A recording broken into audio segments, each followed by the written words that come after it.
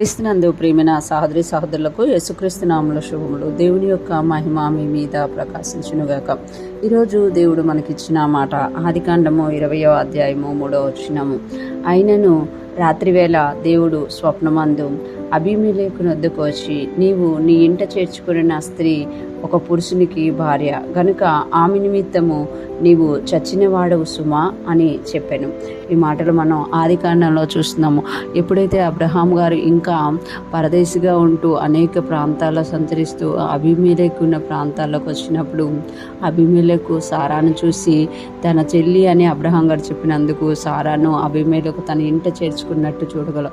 తన ఇంట చేర్చుకున్న రోజే అబీమెలెకు ఆ రాత్రే అబీమెలెకు దగ్గరికి దేవుడు వచ్చారట.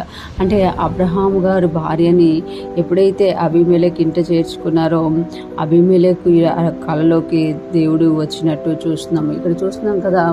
ఆయనను రాత్రివేళ దేవుడు స్వప్నమందు అబీమెలెకు నద్దకు వచ్చి, అంటే స్వప్నమందు అంట దేవుడు అబీమెలెకు నద్దకు వచ్చారట. చూడండి ఎంత గొప్ప భాగ్యము. అంటే ఇక్కడ అబ్రహాము గారు విషయంలో అబ్రహాము గారు చేసిన ప్రార్థనకి అబీమెలెకు నద్దకు దేవుడు వచ్చారంట. అంటే దేవుడే దిగి వచ్చి కలలో అబీమెలెకు ప్రత్యక్షమైనట్టుగా మనం చూడగలం. ఇంకొక విషయం చూస్తే అబీమెలెకు కూడా నీతి గల జనంగా మనం చూస్తాము. కింద ఉంటది కదా, నువ్వు యథార్థంగా చేశావు కాబట్టి నీవు పాపం చేయకుండా నేను ఆపడానికే వచ్చాను అని చెప్పినట్టుగా కూడా మనం చూడగలం. ఎప్పుడైతే మనము నీతిగా యథార్థంగా ఉంటామో మనము తప్పు చేయకుండా దేవుడు ఆపుతారు అని ఇక్కడ అబీమెలెకు ద్వారా దేవుడు మనకి తెలియజేస్తున్నారు. స్వప్నమందు అబీమెలెకు నద్దకు వచ్చి, నీవు నీ ఇంట చేర్చుకున్న స్త్రీ ఒక పురుషునికి భార్య గనుక ఆమె నిమిత్తము నీవు చచ్చినవాడవు సుమా అని చెప్పాను.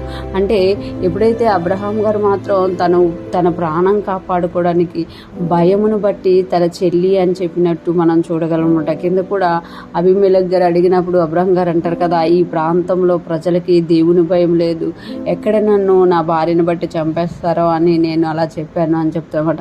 అబ్రహాం గారు భయపడుతున్నారు, కానీ అబ్రహాం గారు ప్రార్థించినప్పుడు దేవుడు మాత్రం అబీమెలెకు నద్దకు వచ్చి హెచ్చరిస్తున్నట్టుగా మనం ఇక్కడ చూడగలం. నీ ఇంట చేర్చుకున్న స్త్రీ ఒక పురుషునికి భార్య గనుక ఆమె నిమిత్తము నువ్వు చచ్చినవాడవు సుమా అని చెప్తున్నారు. అంటే నువ్వు ఆమెను ముడితే చచ్చినవాడవి అని ఇక్కడ చెప్తున్నమాట. అంటే అబీమెలెకు తప్పు చేయకుండా ఆపుతున్నారు, అదే టైంలో అబ్రహాం భార్యను కాపాడుతున్నట్టుగా చూడగలనమాట. ఇక్కడ మనం చూసుకుంటే దేవుడు మనము చేస్తున్న ప్రతిదీ చూస్తున్నారు. మనం నీతిగా చేస్తున్నామా, యథార్థంగా చేస్తున్నామా, లేకపోతే తంత్రంతో చేస్తున్నామా, కుయుక్తితో చేస్తున్నామా అని.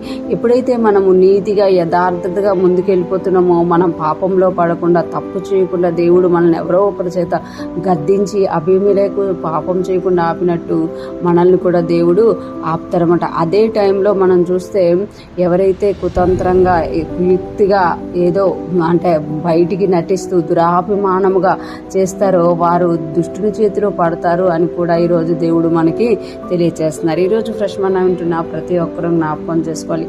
మనము ఏ పని చేసినా దాంట్లో నీతి యథార్థత దేవుని యందు భయభక్తులు కలిగి మనం చేస్తున్నాం. ఆ దేవుడు ఖచ్చితంగా దాని విషయంలో ఆయన కృప చూపి తన భక్తులు పాపంలో పడకుండా తొట్టిల్లకుండా కాపాడే దేవుడు అనమాట.